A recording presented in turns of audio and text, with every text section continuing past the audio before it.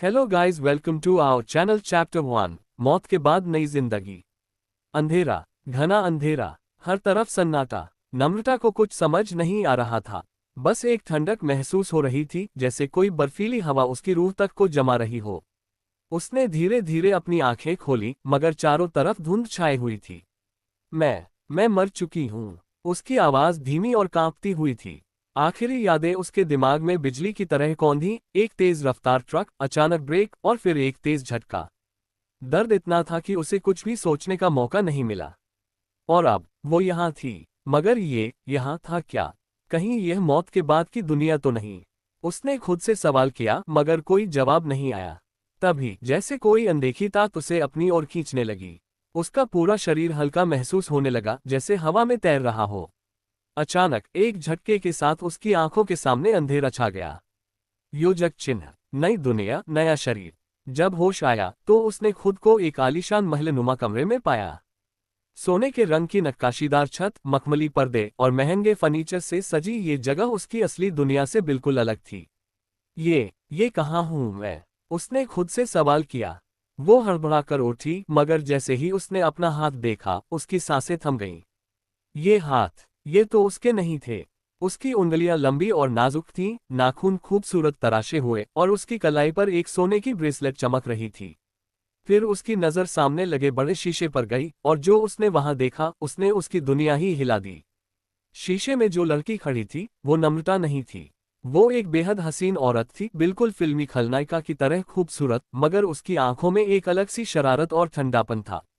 ये मैं कौन हूँ? योजक चिन्ह, सच का सामना। तभी उसके दिमाग में एक झटका सा लगा और यादों की बाढ़ आ गई।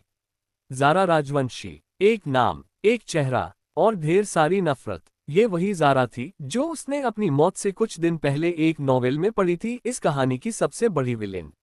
वो लड़की जिसने अपनी सौतेली बहन को जलील करने में कोई कसर नहीं छोड़ी थी, जो इतनी क्रूर थी कि लोग उसका नाम सुनते ही डर जाते थे। और अब वो ज़ारा नम्रता बन चुकी थी। ये कैसा मजाक है? उसकी आवाज गुस्से से भरी हुई थी, मगर फिर उसके होठों पर एक हल्की मुस्कान आई।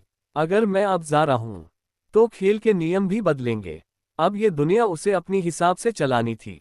ज़ारा राजवंशी के रूप में जागने के बाद नम्रता को एहसास हुआ कि ये दुनिया बिल्कुल वैसी ही थी जैसी उसकी पुरानी दुनिया थी। कोई राजमहल नहीं, कोई जादुई शक्तियां नहीं, बल्कि वही मॉडर्न शहर, बड़ी बड़ी इमारतें और लग्जरी लाइफस्टाइल। फर्क सिर्फ इतना था कि इस दुनिया में उसकी पहचान बदल चुकी थी। राजवंशी मैंशन, जहां अब वो रहती थी, एक आलीशान हवेली से कम नहीं था। बड़े बड़े झूमर, मार्बल के फर्श, महंगी पेंटिंग्स और हर कोने में दिखने वाली अमीरी।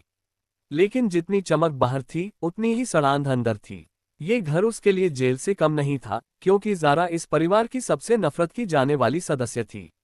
वो आईने के सामने खड़ी रही, अपनी नई शक्ल को गौर से देखते हुए। लंबे काले बाल, तीखी आंखें जो हर किसी को डरा सकती थीं, और वो बदनाम मुस्कान जो किसी भी मासूम को असहज कर दे। तो अब मैं ज़ारा हूँ, उसने हल्की हंसी के साथ खुद से कहा। उसकी पुरानी जिंदगी में वो एक बिजनेस वुमन थी, दिमाग तेज था, डील्स करना जानती थी और कोई भी उसे ठग नहीं सकता था। लेकिन यहाँ उसकी इमेज एक मतलबी, सनकी और बेरहम सौतेली बहन की थी। इंटरेस्टिंग, उसने खुद से कहा। अगर मुझे ये रोल निभाना ही है तो मैं इसे अपनी शर्तों पर निभाऊंगी। परिवार की हकीकत। ब्रेकफास्ट टेबल पर सब लोग जमा थे। उसका पिता विक्रम राजवंशी, जो बिजनेस वर्ल्ड का जाना माना नाम था। उसकी सौतेली माँ रंजना, जिसने उसे कभी अपनाया ही नहीं। और फिर थी अनाया, इस कहानी की असली नायिका, मासूम, अच्छी और सबकी चहेती। ज़ारा ने एक झलक अपनी सौतेली बहन पर डाली। तो तुम वो लड़की हो जिसे सब पसंद करते हैं। अनाया देखने में नर्मदिल और मासूम थी, वो टाइप जो हर किसी की फेवरेट होती है। लेकिन नम्रता को पता था कि असली दुनिया में मासूम लोग ज्यादा दिन टिकते नहीं हैं। ज़ारा, तुम कल रात कहाँ थी? विक्रम राजवंशी की सख्त आवाज गूंजी। ज़ारा ने अपने पिता की तरफ देखा, जो हमेशा उसे तिरस्कार की नजरों से देखते थे। इस शरीर की पुरानी मालकिन, यानी असली ज़ारा, हमेशा कुछ न कुछ ऐसा करती थी जिससे घर के लोग परेशान हो जाएं। लेकिन अब यहाँ नम्रता थी, और उसे हर एक कदम सोच समझकर रखना था। उसने एक हल्की मुस्कान के साथ जवाब दिया, पापा, आपको अब भी ट्रैक रखने की आदत है। मैं घर की बदनाम औलाद हूँ, तो मेरी हर हरकत पर नजर रखना तो आपका फर्ज बनता है ना? टेबल पर सन्नाटा छा गया। रंजना ने नापसंदगी से मुंह बिचकाया। तुम्हारी जुबान दिन ब दिन और जहरीली होती जा रही है। ज़ारा ने कंधे उचकाए। कमाल है, जब लोग मुझे बुरा समझते ही हैं तो मैं खुद को अच्छा साबित करने की मेहनत क्यों करूं? नई प्लानिंग, नया गेम। ज़ारा जानती थी कि इस घर में उसे कोई पसंद नहीं करता। लेकिन फर्क क्या था, उसकी पुरानी दुनिया में भी कई लोग उसे पसंद नहीं करते थे। उसने बिजनेस में कदम रखा था तो दुश्मनों की कमी नहीं थी। लेकिन अब इस दुनिया में उसे सिर्फ एक मौका चाहिए था और वो इस बार अपनी चाल चलने वाली थी। पहला स्टेप, अपनी इमेज बदलना, लेकिन धीरे धीरे ताकि लोग शॉक न हो जाएं। दूसरा स्टेप, इस परिवार को अपनी उंगलियों पर नचाना। और तीसरा, इस कहानी के हीरो को हथियाना। हाँ, वो हीरो जो इस नॉवेल में नायिका से प्यार करता था, लेकिन अब उसे ज़ारा की तरफ मोड़ना होगा। उसने आईने में खुद को देखा और हल्की मुस्कान दी। अब खेल शुरू होता है। जारी। चैप्टर 2, नया गेम, नई रणनीति। ज़ारा अपने कमरे में खिड़की के पास बैठी थी, बाहर फैले शहर की रोशनी को देखते हुए। ये दुनिया उसकी पुरानी दुनिया से अलग नहीं थी, उसी तरह की ऊंची इमारतें, तेज रफ्तार जिंदगी और अमीरी की चमक। लेकिन फर्क सिर्फ इतना था कि यहाँ उसकी पहचान बदल चुकी थी। अगर मुझे इस जिंदगी में फेंका गया है तो मैं इसे अपनी शर्तों पर जीऊंगी, उसने खुद से कहा, एक हल्की मुस्कान के साथ। उसकी नज़र कमरे के कोने में रखी पुरानी डायरी पर गई। असली ज़ारा की डायरी। उसने वो डायरी उठाए और पन्ने पलटने लगी। हर पन्ने पर वही घृणा भरे शब्द थे। पापा मुझसे नफरत करते हैं, रंजना आंटी कभी मुझे माँ की तरह नहीं अपनाएगी, अनाया हमेशा सबकी चहेती रहेगी, मुझे इस घर में कोई नहीं चाहता।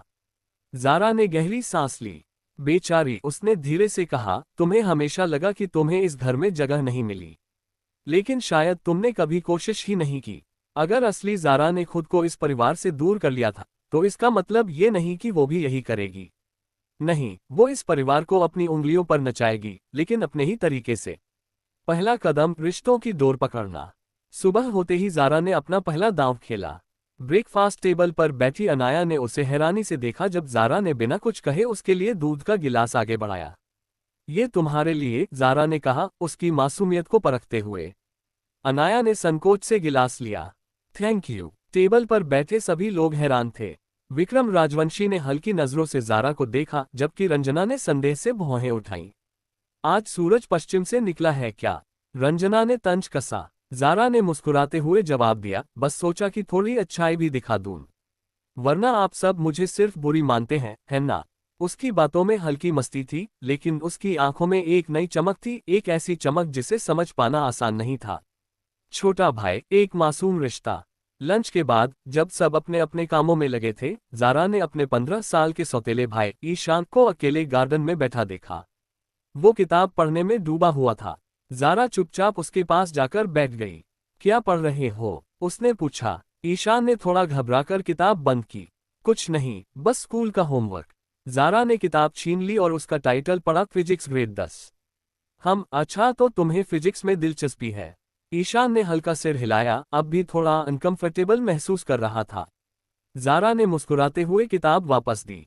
अच्छा है, अगर किसी भी चीज़ में हेल्प चाहिए तो मुझसे कहना। मैं इतनी भी बेकार नहीं हूँ जितना तुम सोचते हो।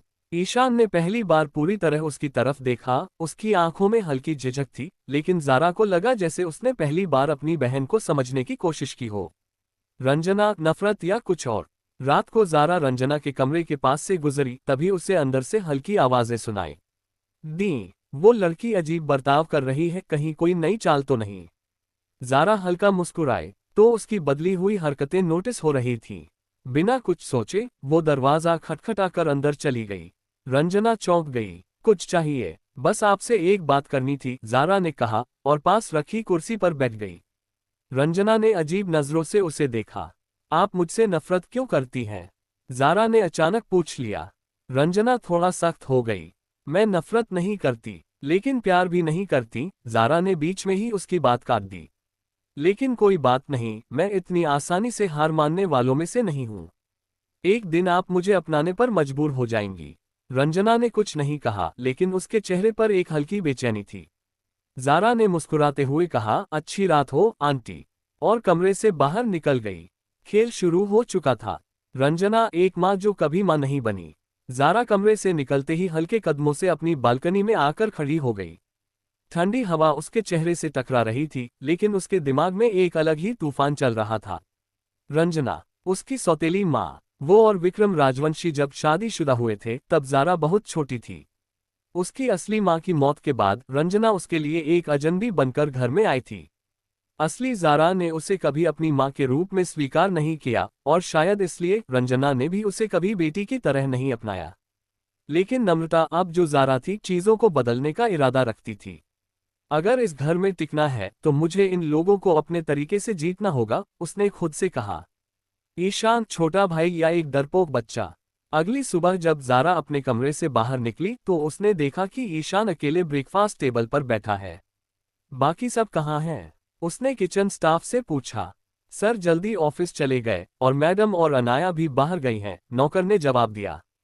ज़ारा ने हल्की मुस्कान के साथ ईशान की तरफ देखा, जो चुपचाप अपना टोस्ट खा रहा था। मुझे लग रहा था कि तुम हमेशा अपने कमरे में बंद रहने वाले बच्चे हो, उसने छेड़ते हुए कहा। ईशान ने कोई जवाब नहीं दिया। ज़ारा ने एक कॉल लिया और फिर उसे गौर से देखा। तुम्हें मुझसे डर लगता है? ईशान ने तुरंत सिर हिला दिया। नहीं, ऐसा कुछ नहीं। झूठ मत बोलो, ज़ारा ने हल्का ठहाका लगाया। मुझे पता है कि इस घर में कोई भी मुझसे प्यार नहीं करता। शायद तुम्हें भी मुझसे नफरत होगी, है ना? ईशान थोड़ी देर चुप रहा, फिर धीरे से बोला, मैं आपसे नफरत नहीं करता, लेकिन कभी कभी आप डरा देती हैं। ज़ारा ने उसकी मासूमियत पर हल्का सिर हिलाया। तो इसका मतलब मैं सही रास्ते पर हूँ। डर अच्छा होता है, ईशान। इससे लोग तुम्हें हल्के में नहीं लेते। ईशान ने कुछ नहीं कहा, लेकिन उसकी आंखों में हल्की जिज्ञासा थी। वैसे अगर तुम्हें कभी किसी चीज की जरूरत हो तो मुझसे कहना, ज़ारा ने टोस्ट का आखिरी टुकड़ा खाते हुए कहा। हम भाई बहन हैं, आखिर। ईशान की आंखें हल्की सी बड़ी हो गईं। शायद पहली बार किसी ने उसे इस घर में इस तरह से भाई माना था। अनाया, सबकी दुलारी, ज़ारा की चुनौती। ज़ारा ने जब अनाया को घर लौटते देखा तो उसके होठों पर एक दिलचस्प मुस्कान आ गई। तो तुम कहाँ से आ रही हो, मेरी प्यारी सौतेली बहन? उसने हल्के मजाकिया लहजे में पूछा। अनाया, जो आमतौर पर ज़ारा से बचने की कोशिश करती थी, थोड़ा घबराए। मैं बस कॉलेज से आई हूँ। ओह, तो क्या हीरो से मिलने भी गई थी? ज़ारा ने आंखें घुमाई। अनाया का चेहरा हल्का सा लाल हो गया। क्या मतलब? ज़ारा हंसी। मतलब ये कि मैं जानती हूँ कि इस कहानी में तुम लीड हीरोइन हो और हीरो तुम्हारे आसपास मंडराता होगा, है ना? अनाया ने तुरंत सिर हिला दिया। ऐसा कुछ नहीं है। ज़ारा ने ठंडी सांस ली। लेकिन मुझे देखना होगा कि ये हीरो सच में तुम्हारे लिए कितना लॉयल है। अनाया उलझन में थी, लेकिन ज़ारा के दिमाग में एक नया प्लान तैयार हो रहा था। अगर उसे इस घर में अपनी जगह बनानी थी तो उसे हर पहलू पर ध्यान देना था। रंजना, एक नई शुरुआत। रात को जब ज़ारा अपने कमरे में जाने वाली थी तभी उसे नीचे हॉल में रंजना अकेली बैठी मिली। उसके हाथ में चाय का कप था और वो गहरी सोच में डूबी हुई थी। ज़ारा ने कुछ देर सोचा, फिर धीरे धीरे उसके पास जाकर बैठ गई। रंजना ने उसे देखा लेकिन कुछ नहीं कहा। अभी भी सोच रही है कि मैं कौन सा नया ड्रामा करने वाली हूँ? ज़ारा ने हल्का मजाक किया। रंजना ने चाय का घूंट लिया। क्या तुम सच में बदलने की कोशिश कर रही हो या ये कोई और चाल है? ज़ारा ने मुस्कान दी। इसका जवाब तो समय ही देगा, है ना? रंजना ने उसे गहरी नजरों से देखा, जैसे पहली बार उसे समझने की कोशिश कर रही हो। ज़ारा ने हाथ आगे बढ़ाया और उसके कप की तरफ इशारा किया। एक चाय मेरे लिए भी। रंजना थोड़ी देर तक उसे देखती रही, फिर बिना कुछ कहे नौकर को दूसरी चाय लाने का इशारा किया। ये एक छोटी शुरुआत थी, लेकिन ज़ारा जानती थी कि ये पहली ईंट थी एक नए रिश्ते की। नया खेल, नई चाल। ज़ारा ने चाय का कप उठाया और हल्की मुस्कान के साथ घूंट भरा। गर्म चाय की खुशबू हवा में घुली हुई थी और रंजना अब भी उसे वैसे ही देख रही थी, जैसे किसी पहेली को सुलझाने की कोशिश कर रही हो। तो तुम अब मीठी बातें करना सीख गई हो, रंजना ने ठंडी आवाज में कहा। ज़ारा ने हल्के से सिर झुका लिया। मैं बस सोच रही थी कि शायद हमारी दुश्मनी का कोई फायदा नहीं है। मैं आपके लिए मुश्किलें खड़ी करती रही और आपने मुझे कभी बेटी नहीं माना। अगर हम इस खेल में बराबर ही हैं तो क्यों न शांति से खेलें? रंजना के चेहरे पर कोई खास भाव नहीं आया, लेकिन उसने ज़ारा को कुछ सेकंड तक देखा, फिर धीरे से कहा, शांति। तुम और शांति। ज़ारा हल्का हंसी। ठीक है, मानती हूं कि मैं शांति वाली इंसान नहीं हूं, लेकिन कभी कभी सही चाल चलने के लिए गलत इमेज से बाहर आना पड़ता है।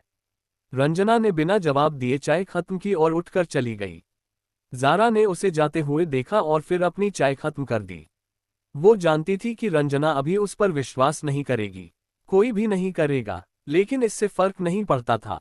अगली सुबह ज़ारा ने जब हॉल में कदम रखा तो उसने देखा कि विक्रम राजवंशी अखबार पढ़ रहे थे और ईशान चुपचाप बैठा था।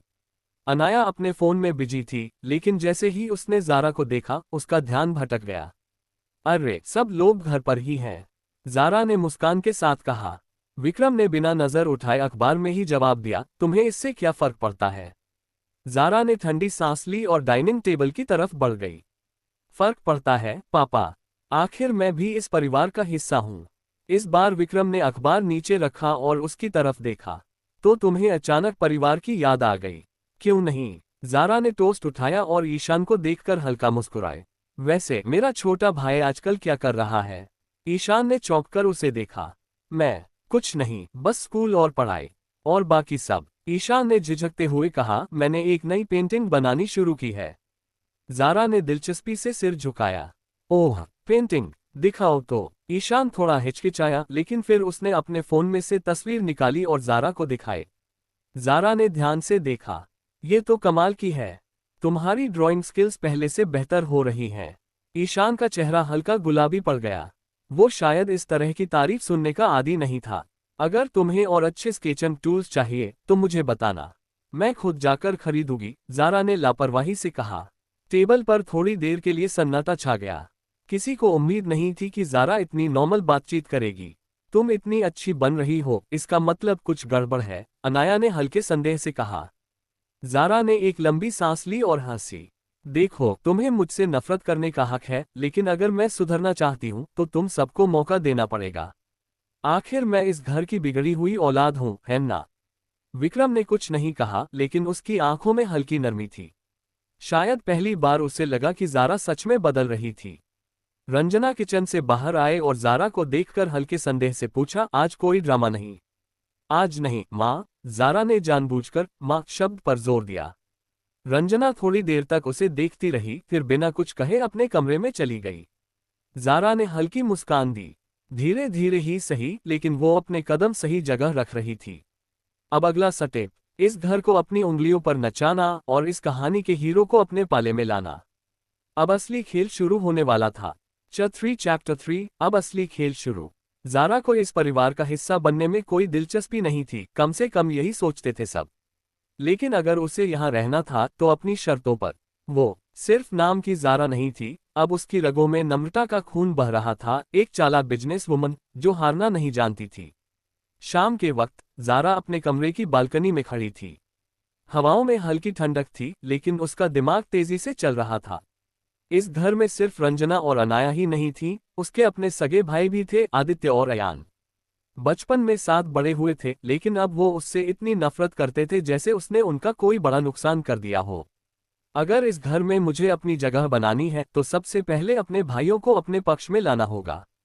डिनर के वक्त जब सब टेबल पर थे, ज़ारा ने जानबूझकर आदित्य और अयान की तरफ देखा।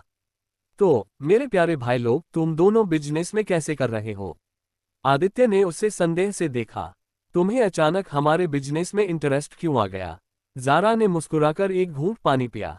क्या बहन अपने भाइयों की तरक्की में इंटरेस्ट नहीं ले सकती? अयान ने व्यंग्य से कहा, तुम जब भी कोई बात मीठे लहजे में कहती हो उसका कोई मतलब होता है। साफ साफ बताओ, क्या चाहती हो? ज़ारा ने अपनी नज़रें उन दोनों पर टिका दी। मैं चाहती हूँ कि हम तीनों फिर से वैसे ही बने जैसे बचपन में थे, जब हम एक दूसरे के लिए लड़ते थे, न कि एक दूसरे के खिलाफ। टेबल पर एक पल के लिए खामोशी छा गई। विक्रम ने हल्की नजर ज़ारा पर डाली, लेकिन कुछ नहीं कहा। रंजना भी शांत थी, जैसे सोच रही हो कि ये लड़की कौन सा नया खेल खेल रही है। अनाया ने धीरे से कहा, तुम अचानक इतनी बदल क्यों रही हो? ज़ारा ने उसकी आंखों में देखा और मुस्कुराए। क्योंकि मैंने महसूस किया कि नफरत से ज्यादा ताकत रिश्तों में होती है। मैंने इस घर में हमेशा गलतियां की हैं, अब उन्हें सुधारना चाहती हूँ। आदित्य ने ठंडी आवाज में कहा, तुम्हारी बातों पर यकीन करना मुश्किल है। ज़ारा ने कंधे उचका दिए। मुझे यकीन दिलाने की जरूरत नहीं है, समय खुद दिखा देगा। ईशान, जो अब तक चुप था, ज़ारा को देखने लगा। उसकी आंखों में हल्का सा संकोच था, लेकिन साथ ही एक अजीब सी उम्मीद भी। डिनर के बाद जब सब अपने अपने कमरे में चले गए, ज़ारा बालकनी में बैठी थी। तभी उसके कमरे का दरवाजा हल्के से खुला। ईशान था। तुम सच में बदल रही हो या कोई नया प्लान है? उसने संदेह से पूछा। ज़ारा ने हल्की मुस्कान के साथ उसकी तरफ देखा। तुम क्या सोचते हो? ईशान ने कुछ सेकंड उसे देखा, फिर धीरे से बुदबुदाया, अगर तुम सच में बदल रही हो तो मैं चाहता हूं कि तुम बड़ी बहन जैसी बनो, जैसे पहले थी। ज़ारा का दिल एक पल के लिए अजीब तरीके से धड़का। उसने हल्के से सिर हिलाया। अगर तुम चाहो तो मैं बन सकती हूँ। ईशान ने हल्का सा सिर हिलाया और चला गया। ज़ारा बालकनी पर खड़ी रही, ठंडी हवा उसके बालों को छू रही थी। पहली जंग वो जीत चुकी थी। अब अगला कदम उठाने का समय था। परछाइयों के बीच एक नई शुरुआत।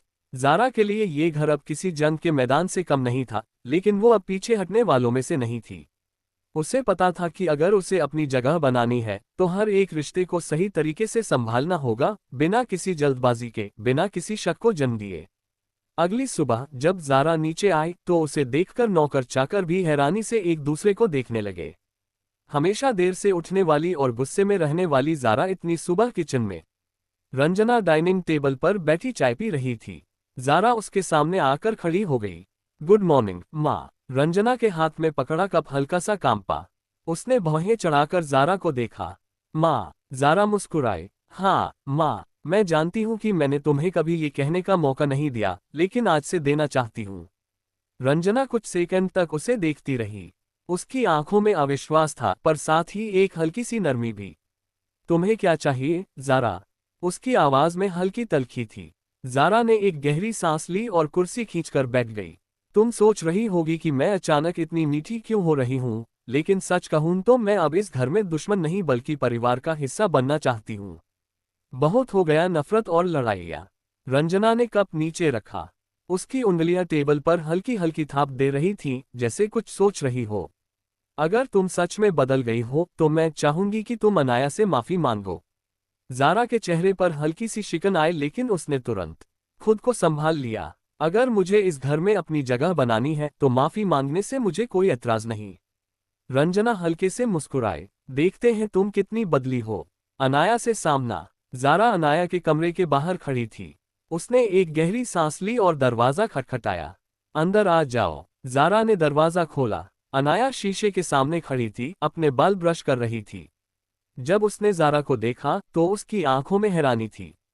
तुम यहाँ? ज़ारा ने हल्की मुस्कान दी और अंदर आकर दरवाजा बंद कर दिया। मुझे तुमसे बात करनी थी। अनाया सतर्क हो गई। क्या? ज़ारा ने हल्की आह भरी। मैं जानती हूँ कि मैं हमेशा तुम्हारे लिए एक बुरा सपना रही हूँ।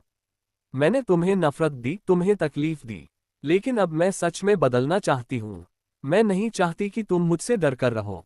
अनाया ने उसे घूर कर देखा। तुम सच में माफी मांग रही हो? ज़ारा ने कंधे उचका दिए। हाँ, और मैं चाहती हूँ कि हम एक नई शुरुआत करें। अनाया ने कुछ देर तक कुछ नहीं कहा, फिर हल्के से सिर हिलाया।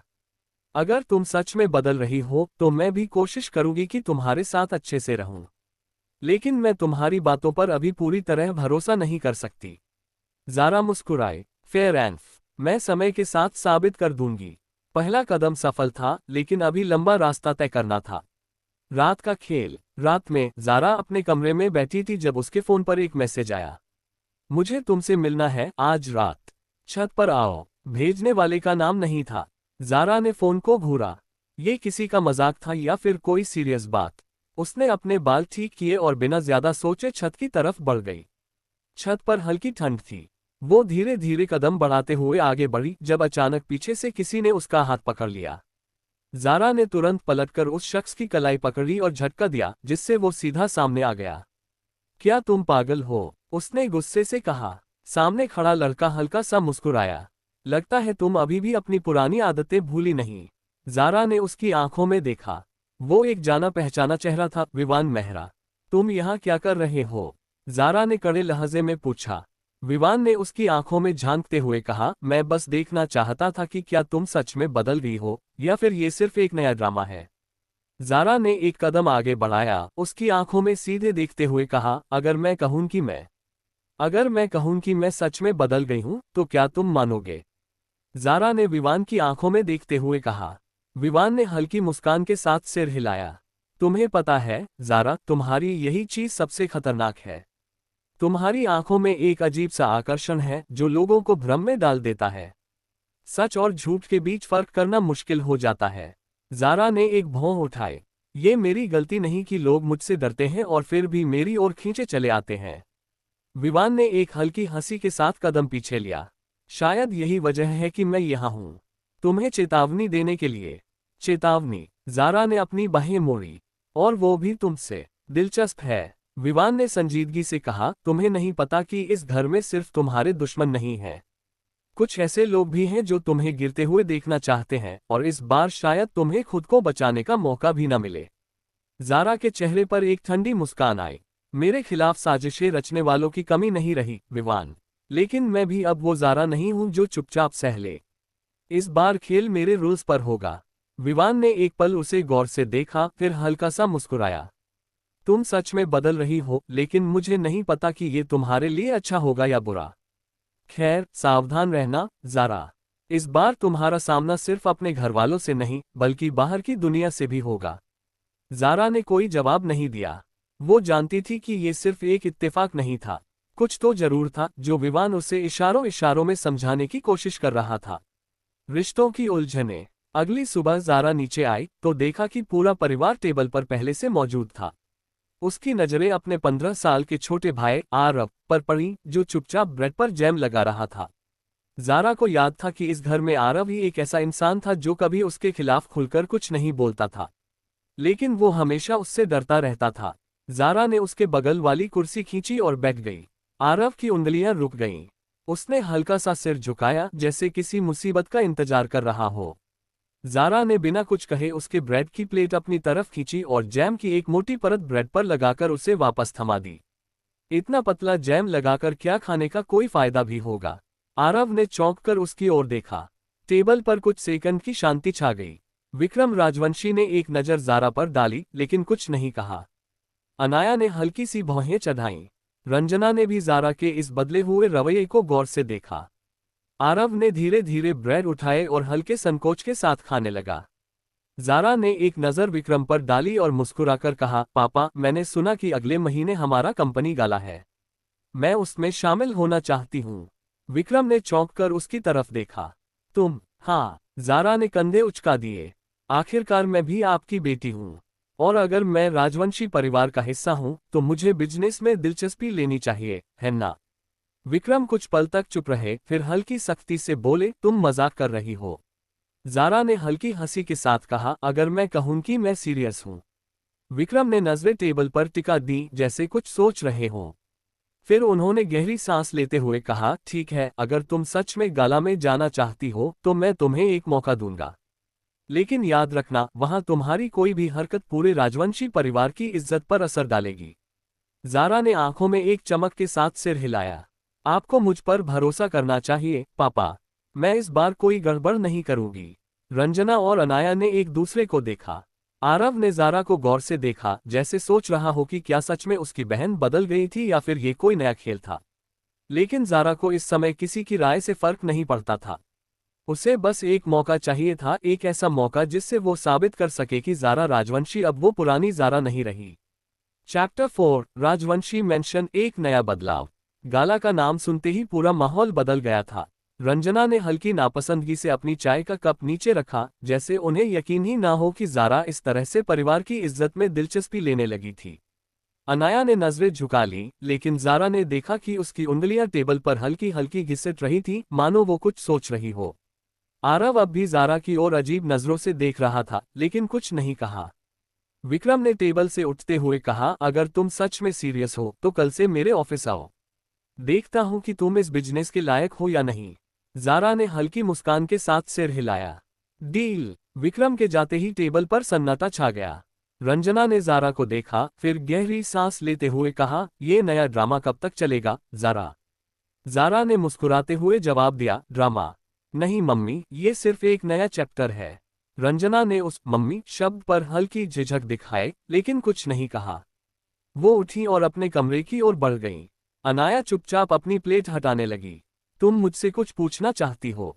ज़ारा ने उसकी तरफ देखा। अनाया ने एक पल को झिझका, फिर हल्के से सिर हिलाया। बस, तुम इतनी जल्दी क्यों बदल रही हो? ज़ारा ने हल्का ठहाका लगाया। शायद मैं समझ गई हूं कि असली ताकत क्या होती है। और वैसे भी मैं इस घर की बदनाम औलाद हूं ना। तो क्यों न अपनी बदनामी का सही इस्तेमाल किया जाए। अनाया ने एक पल तक उसकी आंखों में देखा, फिर बिना कुछ कहे उठकर चली गई। अब बस एक ही काम बाकी था, वो कपड़े जो ज़ारा राजवंशी को इस गाला में स्टार बना सके। योजक चिन्ह राजवंशी मेंशन, एक नया बदलाव। शाम होते होते पूरा घर एक अजीब सी बेचैनी से घिरा था। ज़ारा अपने कमरे में खिड़की के पास खड़ी थी, एक ग्लास में रेड वाइन घुमाते हुए। उसके सामने की दुनिया वही थी, मॉडर्न शहर, चमचमाती सड़कें और ऊंची इमारतें। लेकिन अब इस दुनिया में उसकी पहचान बदल चुकी थी। मैम, आपकी ड्रेस आ गई है, एक नौकरानी ने कमरे में झांकते हुए कहा। ज़ारा ने सिर हिलाया और ग्लास टेबल पर रखते हुए उठी। लाकर रख दो। नौकरानी ने सावधानी से एक खूबसूरत ब्लैक सिल्क गाउन बेड पर रखा। ये ड्रेस किसी मासूम हीरोइन की नहीं थी, ये एक विलेन की थी। स्लिटेड बैकलेस और बिल्कुल उसी अंदाज में जिसे देखकर कोई भी नजरें फेर न सके। ज़ारा ने ड्रेस के ऊपर उंगलियां फिराईं और हल्का सा मुस्कुराए। अब देखते हैं कि इस दुनिया के असली खिलाड़ी कौन है। लेकिन तभी दरवाजे पर हल्की दस्तक हुई। आरव अंदर झांक रहा था, उसकी आंखों में हल्की जिज्ञासा थी। दीदी। ज़ारा ने उसे देखने के लिए सिर उठाया। क्या हुआ? आरव थोड़ा हिचकिचाया, फिर धीरे धीरे कमरे में आया। तुम सच में गाला जाओगी? ज़ारा ने हल्का सिर झुकाकर उसकी तरफ देखा। तुम्हें लगता है मैं मजाक कर रही हूं? आरव ने हल्की सी मुस्कान दी। पहली बार तुम्हें सीरियस देख रहा हूं। ज़ारा ने ठंडी सांस ली और उसकी ओर बढ़कर उसके सिर पर हल्की चपत मारी। तू छोटा है पर बहुत समझदार है। लेकिन याद रख, मैं जितनी सीरियस लग रही हूं उतनी ही खतरनाक भी हो सकती हूं। आरव हंसा, फिर सिर हिलाते हुए बोला, अच्छा फिर कल देखते हैं। वो चला गया, लेकिन ज़ारा को पहली बार महसूस हुआ कि शायद, सिर्फ शायद, इस घर में कोई तो था जो अब भी उस पर विश्वास कर सकता था। गाला की रात अब ज्यादा दूर नहीं थी, और ज़ारा राजवंशी अब इस शहर की सबसे बड़ी सनसनी बनने वाली थी। गाला की रात, नई ज़ारा की पहली दस्तक। रात का अंधेरा शहर पर उतर चुका था, लेकिन शहर की रौनक अपने शबाब पर थी। बड़ी बड़ी इमारतें, सड़कें और इवेंट वेन्यू रोशनी से नहाए हुए थे। वही शहर, वही दुनिया, लेकिन अब इस दुनिया में ज़ारा राजवंशी सिर्फ एक बदनाम सौतेली बहन नहीं थी, वो एक नई पहचान बनाने जा रही थी। राजवंशी मेंशन में भी हलचल मची हुई थी। विक्रम राजवंशी पहले ही निकल चुके थे, रंजना भी अपने कमरे में तैयार हो रही थी, और अनाया। ज़ारा को अभी यकीन नहीं था कि वो गाला में जाएगी या नहीं। लेकिन ये उसकी समस्या नहीं थी। मैम, आपकी कार तैयार है। नौकर की आवाज पर ज़ारा ने एक आखिरी बार खुद को आईने में देखा। काली सिल्क की dress, backless design, high slit और कमर को परफेक्ट शेप देने वाली फिटिंग।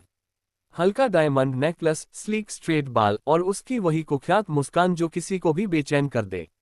उसने लाल लिपस्टिक लगाते हुए हल्के से होठों को रगड़ा और खुद को देखा। अब देखते हैं कौन पहले घुटनों पर गिरता है। योजक चिन्ह गाला वेन्यू, शहर के सबसे बड़े बिजनेस टाइकून्स का जमावड़ा। गाला की लोकेशन किसी 5 स्टार होटल से कम नहीं थी। चारों तरफ हाई प्रोफाइल लोग, प्रेस, कैमरे और दुनिया की सबसे महंगी कारों की लाइन लगी थी।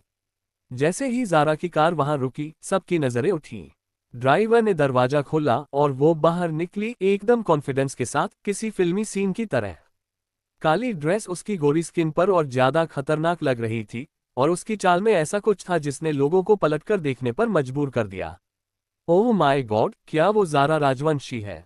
यही तो वो लड़की है जो हमेशा स्कैंडल्स में रहती थी। क्या बदला हुआ रूप है। लोग फुसफुसा रहे थे, कैमरे चमक रहे थे, लेकिन ज़ारा ने किसी को भी तवज्जो नहीं दी। वो अपने अंदाज में सीढ़ियां चढ़ती रही, जैसे इस शहर की असली क्वीन वही हो। अंदर घुसते ही उसकी नज़र कुछ जानी पहचानी हस्तियों पर गई। विक्रम राजवंशी, कुछ बड़े बिजनेस टाइकून्स, और सबसे अहम, इस कहानी का हीरो अथर्व मल्होत्रा। इस नॉवेल का असली हीरो जो अनाया के प्यार में पड़ने वाला था। लेकिन अब खेल बदल चुका था। योजक चिन्ह अथर्व मल्होत्रा, पहली मुलाकात। अथर्व मल्होत्रा किसी भी हीरो से कम नहीं था। लंबा कद, परफेक्ट फॉर्मल सूट और वो गंभीर आंखें जो उसे दूसरों से अलग बनाती थीं। वो बिजनेस वर्ल्ड का उभरता सितारा था, विक्रम राजवंशी के सबसे बड़े कॉम्पिटिटर का बेटा, और अनाया का फ्यूचर लव इंटरेस्ट। लेकिन ज़ारा के लिए वो सिर्फ एक टारगेट था। वो सीधे उसकी तरफ बढ़ी। अथर्व उससे थोड़ा दूर खड़ा था, किसी से बात कर रहा था, लेकिन जैसे ही ज़ारा उसके पास पहुंची, वो अचानक चुप हो गया। Hello miss Rajvanshi. उसकी आवाज़ उतनी ही ठंडी थी जितनी ज़ारा को उम्मीद थी। जारा ने हल्का सा सिर झुकाया, अपनी उंगलियों से हल्का सा गिलास की रिम पर फिराते हुए मुस्कुराए। मिस नहीं, जारा। अथर्व ने हल्की मुस्कान दी, लेकिन उसकी आंखें अब भी जमी हुई थीं। तुम आज कुछ अलग लग रही हो। जारा ने जानबूझकर अपने बालों को पीछे किया, जिससे उसकी बैकलेस ड्रेस ज्यादा उभर कर दिखे। शायद इसलिए क्योंकि आज मैं सच में अलग हूं। अथर्व ने उसके इस अंदाज को गौर से देखा। ये वही जारा थी जो हमेशा किसी न किसी स्कैंडल में फंसी रहती थी, लेकिन आज उसमें एक अलग आत्मविश्वास था। तो तुम गाला में क्यों आए हो? जारा ने अपना ड्रिंक हल्का सा घुमाया, फिर उसकी तरफ देखा। इंटरेस्टिंग सवाल मिस्टर मल्होत्रा, लेकिन सही सवाल ये होना चाहिए कि मैं इस गाला से क्या लेने आई हूं। अथर्व ने हल्का सा सिर टेढ़ा किया, उसकी आंखों में अब हल्की दिलचस्पी झलक रही थी। और वो क्या है? जारा ने एक हल्की मुस्कान दी और एक कदम उसकी ओर बढ़ते हुए कहा, तुम्हारा ध्यान। अथर्व के चेहरे पर हल्की हैरानी आई, लेकिन इससे पहले कि वो कुछ कहता, किसी ने जारा का नाम पुकारा। जारा। वो आवाज बहुत जानी पहचानी थी। अनाया। जारा ने धीरे से अपनी आंखें मूंदी और फिर अपने सौतेली बहन की तरफ मुड़ी। अनाया हल्के रंग की साड़ी में थी, मासूम और खूबसूरत, लेकिन उसकी आंखों में हल्का सा संदेह झलक रहा था। जारा ने अपनी मुस्कान को हल्का सा और गहरा किया। अनाया, तुम्हें देखकर अच्छा लगा। अनाया ने एक हल्का सिर हिलाया, फिर उसकी ड्रेस को देखते हुए बोली, तुम्हारी ड्रेस बहुत सुंदर है। जारा ने जानबूझकर अपने बालों को एक तरफ किया, जिससे उसकी बैक उभर कर दिखे। पता है, मैं सोच रही थी कि कुछ अलग ट्राई करूं। लगता है काम कर गया। अनाया ने हल्की सी मुस्कान दी, लेकिन उसकी आंखों में कुछ और था, शायद बेचैनी, शायद असमंजस। और फिर वो वही हुआ जिसकी जारा को उम्मीद थी। आप दोनों बहनें साथ खड़ी हैं, क्या हम एक फोटो ले सकते हैं? प्रेस की भीड़ उनकी तरफ उमड़ पड़ी। जारा ने हल्की हंसी दबाते हुए अनाया की ओर देखा। क्या ख्याल है, हीरोइन? अनाया झिझक गई, लेकिन फिर उसने हाँ में सिर हिला दिया। कैमरों की चमक के बीच जारा ने हल्के से अपने बाजू में खड़ी अनाया की कमर पर हाथ रखा और पोज दिया। खेल शुरू हो चुका है अनाया। अब देखते हैं असली कहानी कहां तक जाती है। गाला की रात, पहला वार। कैमरों की चमक तेज हो गई थी। फोटोग्राफर्स अपनी जगह लेने के लिए एक दूसरे को धक्का दे रहे थे, और भीड़ में मौजूद लोग जारा और अनाया को देख रहे थे। एक तरफ मासूम, सिंपल और सबकी चहेती अनाया थी, और दूसरी तरफ जारा राजवंशी, खूबसूरत मगर खतरनाक। जारा ने हल्की मुस्कान के साथ कैमरे की तरफ देखा। वो जानती थी कि ये तस्वीर कल हर न्यूज़पेपर और गॉसिप मैगजीन में छपने वाली थी, और इस बार वो खुद इस खबर को कंट्रोल करने वाली थी। अनाया के चेहरे पर हल्की असहजता थी, लेकिन उसने कोई विरोध नहीं किया। जारा ने उसे हल्का सा करीब किया और कानों में फुसफुसाए, डरने की जरूरत नहीं, डार्लिंग। ये सिर्फ एक फोटो है। अनाया ने हल्का सिर हिलाया, लेकिन जारा को उसकी आंखों में हल्का संदेह दिखा। बहुत खूब, एक तेज आवाज गूंजी। जारा ने हल्के से नजरें घुमाई, और उसके सामने खड़ा था कबीर मेहरा। वो इस बिजनेस वर्ल्ड का सबसे प्रसिद्ध प्लेबॉय था। अमीरी उसके खून में थी, और एटीट्यूड उसकी पहचान। Silver grey suit, perfect hair style और हाथ में ड्रिंक पकड़े हुए वो किसी भी रोमांटिक फिल्म के हीरो जैसा दिखता था, लेकिन जारा जानती थी कि वो सिर्फ एक कैसानोवा था, जिसे पावर गेम्स खेलने का शौक था। जारा राजवंशी, इतनी बड़ी एंट्री और मुझे बताया तक नहीं। जारा ने हल्की सी स्माइल दी और एक सिप लेते हुए बोली, क्यों कबीर, क्या अब मैं तुम्हें हर बार इनविटेशन भेजूं? कबीर ने हल्का सा हंसते हुए अपना ग्लास ऊपर उठाया। अब इस शहर की असली क्वीन कौन है, ये तो सबको पता चल गया। अनाया हल्का असहज हो गई और जारा ने ये नोटिस किया। अनाया, मैं ज्यादा देर तक तुम्हें इस बोरिंग बातचीत में नहीं रोकूंगी। तुम चाहो तो जा सकती हो, जारा ने मीठी आवाज में कहा, लेकिन उसकी नजरों में एक अजीब शरारत थी। अनाया ने हल्की मुस्कान दी और धीरे से वहां से चली गई। जैसे ही वो गई, कबीर ने जारा की तरफ झुकते हुए कहा, तुम्हें देखकर लगता है कि तुम किसी बड़ी साजिश में हो। जारा ने हल्का सिर झुकाया और कबीर की आंखों में आंखें डालकर कहा, हो सकता है, और हो सकता है कि मैं सिर्फ एंजॉय कर रही हूं।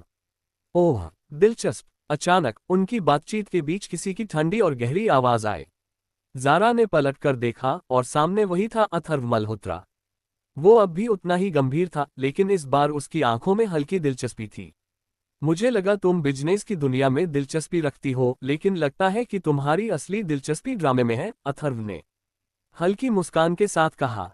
जारा ने कंधे उचकाए। बिजनेस और ड्रामा में ज्यादा फर्क नहीं होता, मिस्टर मल्होत्रा।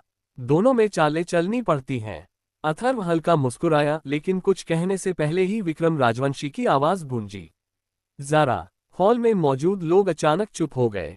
ज़ारा ने हल्की मुस्कान दबाते हुए अपने पिता की तरफ देखा। विक्रम राजवंशी अपनी ठोस नज़रों के साथ उसकी तरफ देख रहे थे। उनके साथ कुछ और बिजनेस पार्टनर्स खड़े थे। आइए ज़ारा, कुछ लोगों से मिलवाना है, उन्होंने सख्त लहजे में कहा। ज़ारा ने हल्की मुस्कान दी और अपने ग्लास को एक साइड टेबल पर रखते हुए कहा, ड्यूटी कॉल्स। योजक चिन्ह। बाप बेटी की सख्त बातचीत। विक्रम राजवंशी उसे अपने बिजनेस एसोसिएट्स के पास ले आए। ये मिस्टर खन्ना है, हमारी नई डील में इनका बड़ा इन्वेस्टमेंट है। ज़ारा ने हल्का सा सिर झुकाया और प्रोफेशनल लहजे में कहा, गुड इवनिंग मिस्टर खन्ना। उम्मीद है कि हमारी डील फायदे का सौदा साबित होगी। मिस्टर खन्ना थोड़े प्रभावित हुए। मुझे उम्मीद नहीं थी कि विक्रम की बेटी इतनी कॉन्फिडेंट होगी।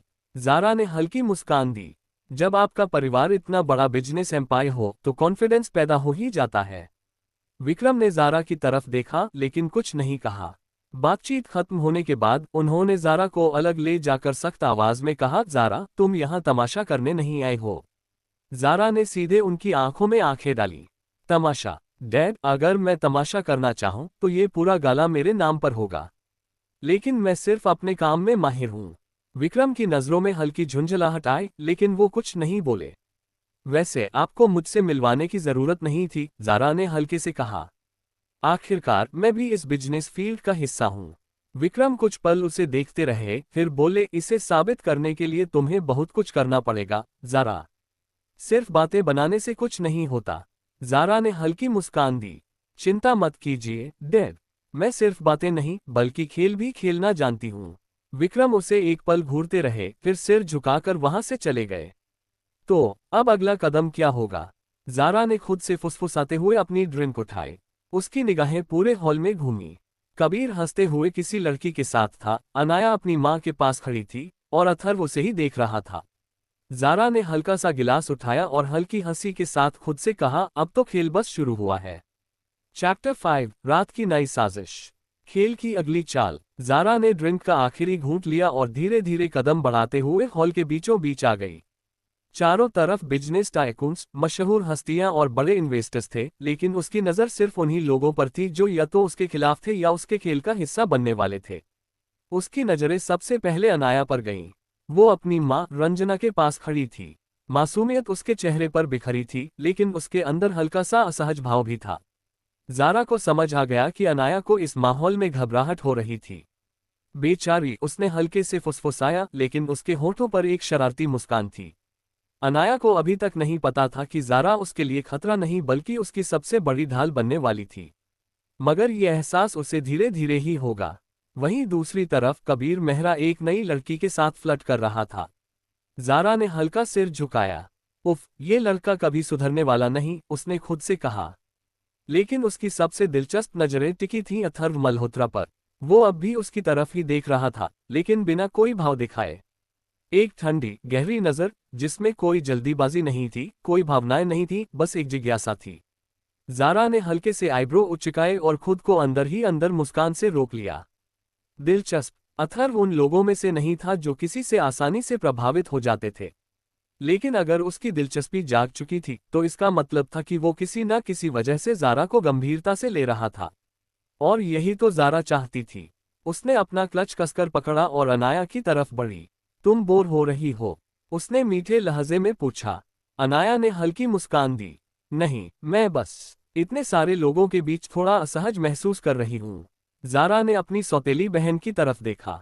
उसके नर्म स्वभाव और मासूम आंखों में उसे कुछ ऐसा दिखा जो उसे कभी अपने लिए महसूस नहीं हुआ था, सच्ची मासूमियत। वो चाहती तो इसी पल उसे नीचे गिराने की कोई नई चाल चल सकती थी, लेकिन उसने कुछ और सोचा। उसने अनाया का हाथ पकड़ लिया। तो चलो, तुम्हें मैं दिखाती हूँ कि इस गाला में असली मजा कहाँ है। अनाया चौंकी। क्या मतलब? ज़ारा ने हल्का सिर झुका लिया। बस चलो, ट्रस्ट मी। रंजना ने थोड़ा संदेह से देखा, लेकिन कुछ नहीं कहा। ज़ारा अनाया को अपने साथ हॉल के दूसरे छोर पर ले गई, जहां एक छोटा सा रूफटॉप गार्डन था। हल्की रोशनी, शांत माहौल और ऊपर चमकते हुए सितारे। अनाया ने गहरी सांस ली। यहाँ सच में बहुत अच्छा लग रहा है। ज़ारा ने हल्की मुस्कान दी। देखा, कभी कभी असली शांति उन जगहों पर मिलती है जहां हम ढूंढते भी नहीं। अनाया ने ज़ारा को ध्यान से देखा, जैसे पहली बार उसे समझने की कोशिश कर रही हो। ज़ारा, मैं एक बात पूछूं? बिल्कुल, ज़ारा ने जवाब दिया। अनाया ने हल्के से होंठ दबाए, फिर कहा, तुम सच में मुझसे इतनी नफरत करती हो? ज़ारा के हाथ रुक गए। उसने ध्यान से अपनी सौतेली बहन की तरफ देखा। उसकी आंखों में कोई चालाकी नहीं थी, कोई डर नहीं था, बस एक सच्चा सवाल था। ज़ारा ने हल्का सा सिर झुका लिया और कुछ पल सोचकर कहा, शायद मैं तुम्हें उतना नहीं जानती जितना बाकी लोग तुम्हें जानते हैं। अनाया थोड़ा चौंकी। ज़ारा ने हल्का सिर झुका लिया। लेकिन अब जानने की कोशिश करूंगी। अनाया ने हल्की मुस्कान दी। और पहली बार ज़ारा को लगा कि शायद इस दुनिया में उसे सिर्फ दुश्मन ही नहीं, बल्कि परिवार भी मिल सकता था। योजक चिन्ह। अथर्व का इरादा। गार्डन के कोने में खड़ा कोई और भी था, अथर्व मल्होत्रा। उसने पूरी बातचीत सुनी थी। उसकी आंखों में हल्की दिलचस्पी और एक अनकहा सवाल था। ज़ारा राजवंशी, तुम सच में क्या चाहती हो? उसने खुद से फुसफुसाया। शायद अब ये जानने का वक्त आ गया था। रात की नई साजिश। गाला अपनी रफ्तार पर था, लेकिन ज़ारा के लिए यह एक युद्धक्षेत्र जैसा था। हर तरफ हंसते हंसाते चेहरे, ऊंची आवाज में होती बातें और नकली मुस्कानों के पीछे छुपे असली इरादे, ये सब उसे पहले से ही समझ में आ रहा था। वो अनाया के साथ बैठी थी, लेकिन उसकी निगाहें अब भी अथर्व मल्होत्रा को तलाश रही थीं। वह कहाँ गया? आखिरी बार जब उसने उसे देखा था तो वो रूफटॉप गार्डन के किनारे खड़ा था, लेकिन अब वो वहां नहीं था। ज़ारा, अनाया की हल्की आवाज ने उसे सोच से बाहर निकाला। तुम सच में बदली बदली लग रही हो, अनाया ने संकोच से कहा, जैसे कि उसे ये स्वीकारने में डर लग रहा हो। ज़ारा ने हल्की मुस्कान दी। अच्छा, कैसे? पहले तुम कभी इस तरह मेरा ध्यान नहीं रखती थी, अनाया ने धीमी आवाज में कहा। ज़ारा को ये सुनकर हल्का अजीब लगा। पुरानी ज़ारा इस लड़की को सच में परेशान करती थी, उसकी मासूमियत का मजाक उड़ाती थी, लेकिन अब उसे लग रहा था कि अनाया इतनी भी बुरी नहीं थी। अब से रखूंगी, ज़ारा ने लापरवाही से कहा और वाइन का घूंट लिया। अनाया ने हल्की मुस्कान दी। लेकिन इससे पहले कि ज़ारा और कुछ कह पाती, एक जानी पहचानी आवाज उसके कानों में पड़ी। ज़ारा, तुम्हें यहाँ देखकर हैरानी हो रही है। वो आवाज जो उसे सबसे ज्यादा नफरत थी, कबीर मेहरा।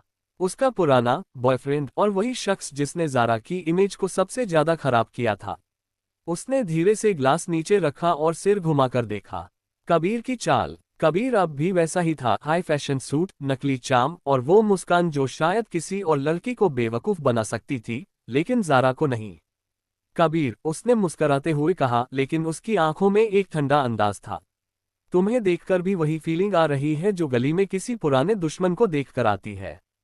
कबीर की मुस्कान हल्की सी फीकी पड़ी। तुम अब भी वैसी ही हो, तेज जुबान वाली और बुरी। शुक्र है कुछ चीजें बदली नहीं हैं, ज़ारा ने ठहाका लगाया।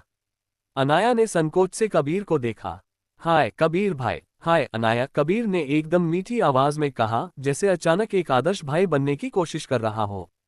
कैसी हो? अच्छी हूँ, अनाया ने कहा, लेकिन उसकी हल्की नर्वस मुस्कान बता रही थी कि वो कबीर के सामने सहज महसूस नहीं कर रही थी। ज़ारा को झट से एहसास हुआ, अनाया इस आदमी से डरती थी। दिलचस्प। तो ज़ारा, कबीर ने वाइन का घूंट लेते हुए कहा, सुनने में आया है कि तुमने अपने तरीकों में थोड़ा बदलाव किया है। ओह, ज़ारा ने अपनी आईब्रो उचकाए। तुम्हारा मतलब है कि मैं अब तुम्हारी तरह धोखेबाज और घटिया नहीं रही? कबीर का चेहरा कस गया। देखो, उसने ठंडी आवाज में कहा, हम दोनों जानते हैं कि तुम्हारी इमेज कितनी गिरी हुई है। मुझे नहीं लगता कि कोई तुम्हें अब गंभीरता से लेने वाला है। ज़ारा ने हल्के से अपना गिलास घुमाया। और मुझे नहीं लगता कि कोई तुम्हारी बातों को गंभीरता से लेता है। अनाया ने हल्का सा सिर झुका लिया, जैसे उसे इस बातचीत में फंसना पसंद नहीं आ रहा था। कबीर ने एक कदम आगे बढ़ाया और ज़ारा के बहुत करीब आ गया। ज़ारा, मानो या ना मानो, लेकिन इस शहर में कुछ लोग ऐसे हैं जो तुम्हारी बर्बादी देखने के लिए बेचैन हैं, उसने धीमे स्वर में कहा। ज़ारा ने अपनी मुस्कान बरकरार रखी। और उनमें से एक तुम भी हो, सही कहा ना? कबीर की आंखें हल्की सी सिकुड़ गईं, लेकिन उसने अपने चेहरे पर एक शांत हाव भाव रखा। बस इतना समझ लो कि खेल तुम्हारे खिलाफ हो सकता है। ज़ारा ने सिर झुका लिया और हल्की हंसी हंसी। खेल मेरे खिलाफ? उसने आंखों में एक चमक के साथ कहा। कबीर, तुम अभी तक मुझे ठीक से समझ नहीं पाए। मैं वो हूं जो खेल को अपने हिसाब से मोड़ती हूं। कबीर कुछ पल के लिए चुप रहा। फिर उसने अपनी वाइन खत्म की और हल्का सिर झुका लिया।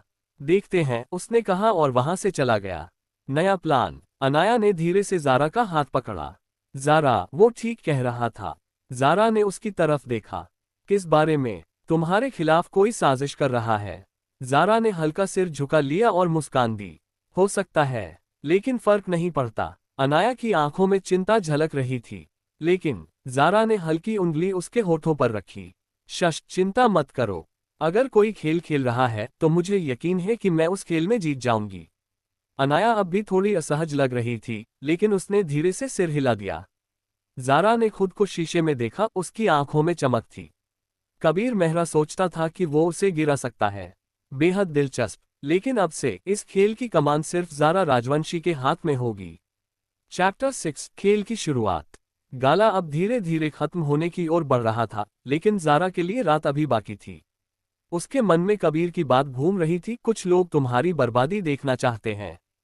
कौन हो सकता है? पुरानी ज़ारा के कई दुश्मन थे, लेकिन अब जब ज़ारा के अंदर नम्रता की आत्मा थी, तो उसने ये महसूस कर लिया था कि ये दुनिया वैसी नहीं थी जैसी वो सोच रही थी। यहाँ जादू या महलों की कहानियां नहीं थीं, बल्कि वही हाई सोसाइटी पॉलिटिक्स, झूठ, धोखा और ताकत का खेल था जो उसकी पुरानी दुनिया में था। वो जानती थी कि अगर उसे यहाँ टिकना है तो खेल अपने नियमों से खेलना होगा। वो अनाया की तरफ मुड़ी, जो अब भी थोड़ी असहज लग रही थी। क्या हुआ? ज़ारा ने हल्की आवाज में पूछा। अनाया ने सिर हिलाया। कुछ नहीं, बस कबीर भाई की बातों से थोड़ा डर लग रहा है। ज़ारा ने उसे गौर से देखा। तुम उससे डरती हो? अनाया ने हल्की सांस ली और नजरें चुरा ली। वो बचपन में मेरे साथ बहुत स्ट्रिक्ट थे। झूठ। ज़ारा उसकी झिझक को नोटिस कर चुकी थी। कबीर सिर्फ स्ट्रिक्ट नहीं था, कुछ और भी था। अनाया, उसने धीरे से कहा, अगर तुम मुझसे कुछ छुपा रही हो तो बताओ। मैं तुम्हारे साथ हूँ। अनाया ने उसकी आंखों में देखा और शायद पहली बार उसे यकीन हुआ कि ज़ारा सच में उसके साथ थी। नहीं, बस छोड़ो, अनाया ने कहा। शायद मैं ज्यादा सोच रही हूँ। ज़ारा को यकीन नहीं था, लेकिन उसने आगे कुछ नहीं कहा। अभी नहीं। निगाहें जो पीछा कर रही थीं। ज़ारा को महसूस हुआ कि कोई उसे देख रहा था। वो हल्के से पीछे मुड़ी, लेकिन भीड़ में किसी को साफ साफ पहचान नहीं पाए। कौन था? उसका दिल कह रहा था कि ये सिर्फ कोई आम आदमी नहीं था, कोई उसे बारीकी से ऑब्जर्व कर रहा था। ज़ारा। अचानक एक गहरी, आकर्षक आवाज ने उसे रोक दिया। वो मुड़ी और सामने खड़ा था Atharva Malhotra. Black tuxedo, classic watch और चेहरे पर वही अहंकार से भरी मुस्कान जो किसी को भी असहज कर सकती थी। ओह! ज़ारा ने हल्की मुस्कान दी। मुझे लगा था तुम अब तक किसी कोने में अपने नकली दोस्त बना चुके होगे। अथर्व ने एक हल्की हंसी हंसी। मैंने सोचा क्यों न आज तुमसे ही कुछ सीख लूं। ज़ारा ने आंखें घुमाई। मैं टीचिंग क्लास नहीं देती। शायद मुझे सबक सिखाने के लिए तुम्हारी क्लास में एडमिशन लेना पड़े, अथर्व ने कहा, उसकी आंखों में एक अजीब सी चमक थी। मैं महंगी पढ़ाई करवाती हूँ, ज़ारा ने शरारती अंदाज में जवाब दिया। मेरे पास पैसा है, अथर्व ने नजदीक आते हुए कहा। ज़ारा ने हल्के से सिर झुका लिया। फिर देखते हैं तुम्हारा पैसा मुझे इंटरेस्टिंग लगता है या नहीं। दोनों के बीच टेंशन बढ़ रही थी। ज़ारा जानती थी कि अथर्व इस दुनिया का एक बड़ा नाम था, मल्होत्रा ग्रुप का इकलौता वारिस, जो पावर और डार्क इंटेलिजेंस दोनों में माहिर था। लेकिन क्या वो दोस्त था या दुश्मन? ये सवाल अभी अधूरा था। अथर्व ने अपनी वाइन का आखिरी घूंट लिया और हल्के से मुस्कुराया। शायद मैं तुम्हारे बारे में कुछ गलत सोचता था, उसने कहा। सच? ज़ारा ने पूछा, और वो क्या था? कि तुम सिर्फ दिखावे की बुरी लड़की हो, उसने कहा। लेकिन अब लगता है तुम सच में खतरनाक हो सकती हो। ज़ारा ने हल्का ठहाका लगाया। क्या मैं इसे तारीफ समझूं? तुम्हारी मर्जी, अथर्व ने हल्के से सिर झुकाया और वहां से चला गया। रात का असली खेल अभी बाकी था। ज़ारा जानती थी कि अथर्व, कबीर और वो अनजान निगाहें, तीनों किसी न किसी तरह उससे जुड़े थे। लेकिन अगला कदम क्या होगा, ये सिर्फ और सिर्फ ज़ारा राजवंशी तय करेगी। नए समीकरण और बढ़ते खेल। रात के बाद ज़ारा की जिंदगी ने फिर से एक नया मोड़ लिया। घर में छुपे हुए कई राज और राजवंशी मेंशन की दीवारों के भीतर छिपे खतरे अब उसे और भी स्पष्ट रूप से दिखाई देने लगे थे। अथर्व मल्होत्रा के जाने के बाद ज़ारा के मन में कई सवाल थे। उसकी मुस्कान में कोई न कोई गहरा राज था, लेकिन ज़ारा ने उस पर ध्यान नहीं दिया। अथर्व एक ऐसी शख्सियत थी जो खुद को अपनी चालों के बिना कभी नहीं छोड़ता। लेकिन अभी ज़ारा को अपनी प्राथमिकता तय करनी थी। कभी कभी उसे महसूस होता कि ये दुनिया जितनी बड़ी और चमकदार थी, उतनी ही खतरनाक भी हो सकती है। अगर उसे इस खेल में सिर्फ शिकार नहीं, बल्कि शिकारी बनना था, तो उसे हर किसी की चाल और नीयत को समझना था। वो किचन में पहुंची, जहां उसकी सौतेली मां रंजना चाय बना रही थी। रंजना ने उसे देखा और हल्की मुस्कान के साथ बोली, क्या तुम सोने जा रही हो? बस थोड़ा घूम रही थी, ज़ारा ने जवाब दिया। तुम्हारा मूड ठीक नहीं लग रहा, रंजना ने कहा, अगर कुछ कहना हो तो बताओ। ज़ारा ने उसकी आंखों में झांकते हुए कहा, कभी कभी लगता है कि तुम मुझे समझ नहीं पाती। तुम कितनी प्यारी और समझदार हो, लेकिन मुझे कभी वो प्यार नहीं मिला जो मुझे चाहिए था। रंजना की आंखों में एक हल्का गिलापन आ गया। उसने ज़ारा के पास आकर उसके सिर पर हाथ रखा। तुम हमेशा अपने आप को अकेला महसूस करती हो, लेकिन याद रखना, मैं हमेशा तुम्हारे साथ हूँ। ज़ारा ने हल्के से सिर झुकाया। मुझे ये बात समझने में समय लगता है। लेकिन ज़ारा के मन में एक विचार था, क्या रंजना सच में उसके साथ है, या ये सब कुछ एक और चाल थी। कदम और बढ़े। अगले दिन जब ज़ारा अपने कमरे में बैठी थी, उसे अचानक एहसास हुआ कि उसकी सौतेली बहन अनाया, जो अक्सर उसे कमजोर और प्यारी लगती थी, कुछ और छुपा रही थी। अनाया के पास बहुत कुछ था, सिर्फ मासूमियत ही नहीं, बल्कि कुछ ऐसा था जो ज़ारा के दिल को छू रहा था। ज़ारा ने खुद से कहा, क्या अगर इस बार मुझे अनाया के बारे में कुछ और जानने का मौका मिले? क्या अगर वो मेरे लिए कुछ खास बन जाए? वो अपने कदमों से सीधा अनाया के कमरे में गई। क्या कर रही हो? ज़ारा ने कमरे में दाखिल होते हुए पूछा। अनाया एक किताब पढ़ रही थी और उसने चौंक कर ऊपर देखा। बस कुछ नहीं, तुमसे एक बात करनी है, ज़ारा ने धीरे से कहा। तुमने कभी मुझे बताया क्यों नहीं कि तुम्हारा और कबीर का रिश्ता इतना गहरा था? अनाया की आंखों में डर की लहर दौड़ी। उसने किताब को जल्दी से बंद किया और कहा, मैं नहीं जानती। सच बताओ अनाया, ज़ारा ने अपने कदम बढ़ाए। तुम कबीर से प्यार करती हो, है ना? अनाया का चेहरा स्याह हो गया और उसकी आंखों में गहरी घबराहट थी।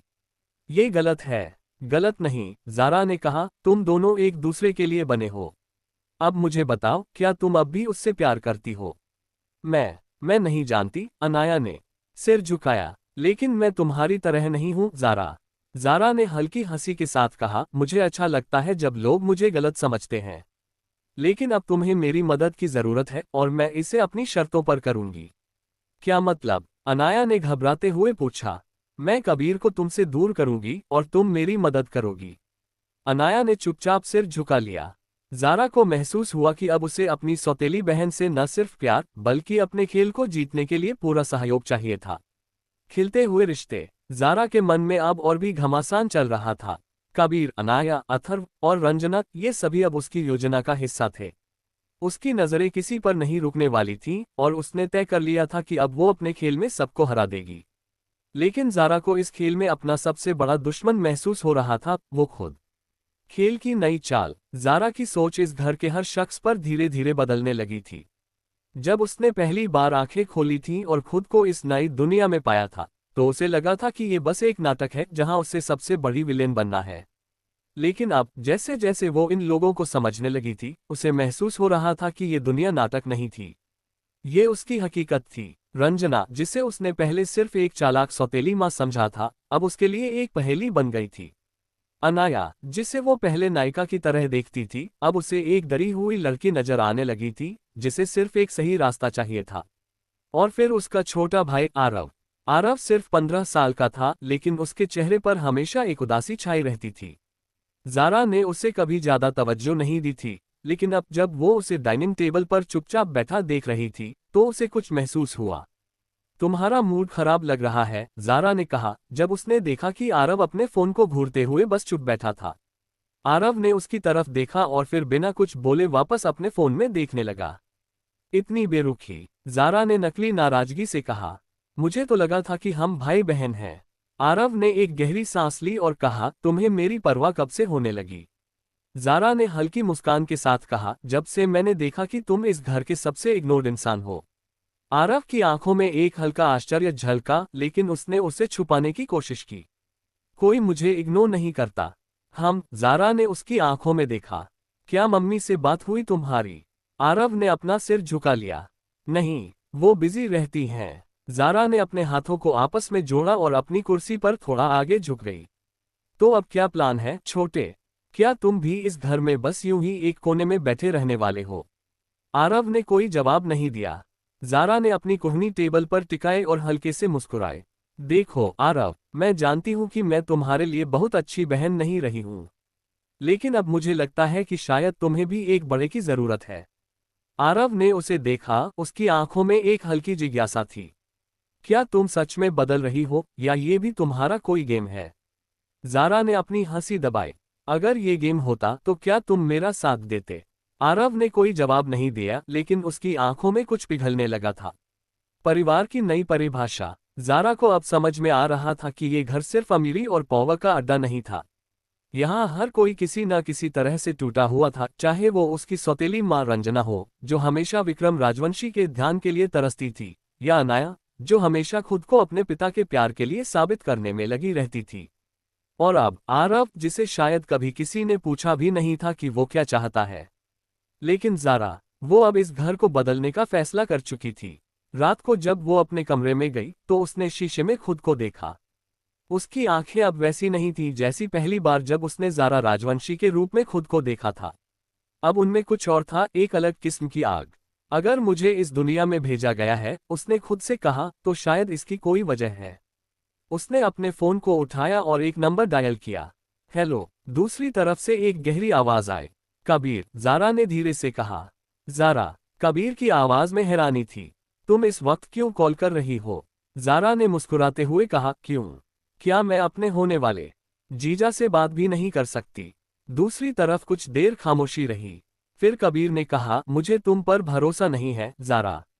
मुझे भी तुम पर नहीं है, ज़ारा ने कहा, लेकिन मैं सोच रही थी कि क्यों ना हम दोनों मिलकर एक दूसरे को जानने की कोशिश करें। कबीर की सांसें थोड़ी भारी हो गईं। तुम फिर से कोई चाल चल रही हो, है ना? ज़ारा ने शीशे में खुद को देखा और हल्की हंसी के साथ कहा, इस बार नहीं, कबीर। इस बार मैं सिर्फ वही कर रही हूं जो मुझे करना चाहिए था, अपने परिवार को बचाने की कोशिश। चेस 7 खेल की अगली चाल। कबीर की तरफ से कोई जवाब नहीं आया।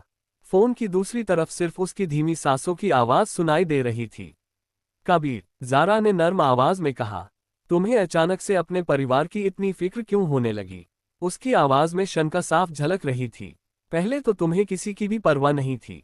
ज़ारा ने हल्की मुस्कान के साथ जवाब दिया, तब मैं बेवकूफ थी। अब नहीं हूं। कबीर कुछ देर चुप रहा। अगर तुम सच में बदल रही हो, उसने धीरे से कहा, तो तुम्हें सबसे पहले अपने अंदर के जहर को निकालना होगा।